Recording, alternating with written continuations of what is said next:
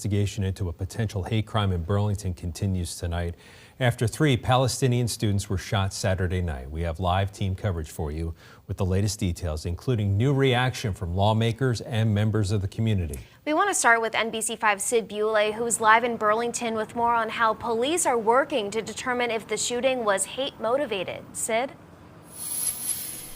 Liz, Brian, police still do not know yet whether or not Saturday's shooting was hate motivated. But as they're investigating, law experts say if that is what they come to as a decision, it'll take more time to build a case, as the state will have to prove that beyond a reasonable doubt. 48-year-old Jason Eaton is currently facing 3 attempted murder charges after police say he shot 3 young Palestinian men on Saturday night. Now, law enforcement is investigating whether or not Eaton's case could be a hate-motivated crime. It seems quite clear that, based on the comments that we've seen, that that's the direction this is leading. Chittenden County State's Attorney Sarah George says Eaton's charges are classified as life felonies.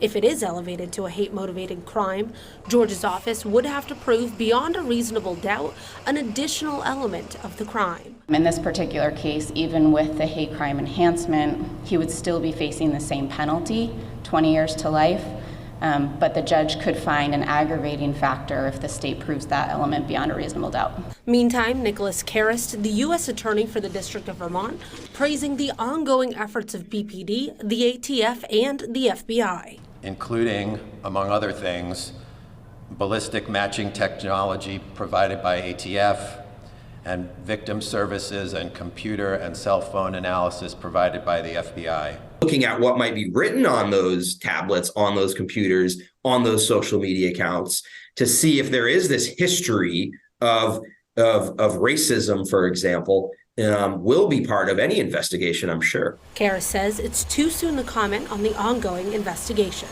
I have no comment on the evidence uncovered so far, or the charges filed by the Chittenden County State's Attorney's Office, or the likely path of this case as the investigation unfolds. Carter says a hate crime classification could serve as a wake-up call. To stop pretending that these problems are somewhere else.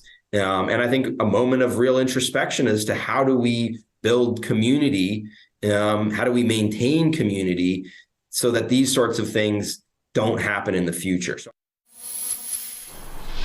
Now, if this crime is enhanced to be hate motivated, it wouldn't play a role in Eaton's penalty, but it could be a factor when it comes to a sentencing if he is found guilty. Live in Burlington, Sid Buley, NBC5 News.